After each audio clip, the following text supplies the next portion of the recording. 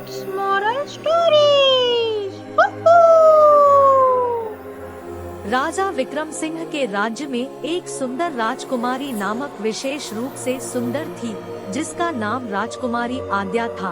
उसकी आद्या को एक रहस्यमय और अजीब वृक्ष के नीचे पैदा हुआ था और इस बात का पता नहीं था कि यह वृक्ष कहां से आया था, इसलिए उसे रहस्यमय वृक्ष कहा जाता था।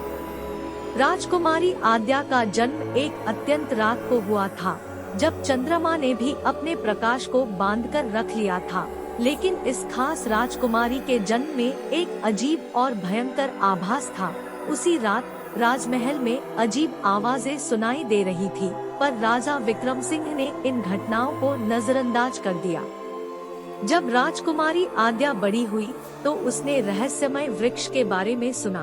उसकी जिज्ञासा बढ़ी और वह वृक्ष की ओर बढ़ी। एक रात वह वृक्ष के पास पहुंची और देखा कि वह एक रहस्यमय द्वार से जुड़ा हुआ था।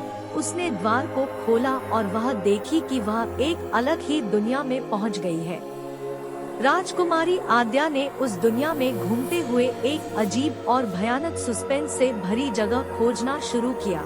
वहां चलते हुए उसने अजीब चीजें देखी, जैसे कि उलझन में पड़े जंगल जो रात को रोशनी से भरा हुआ था, और भूतिया हवेलियां जिनमें भूतों की आवाजें सुनाई दे रही थी।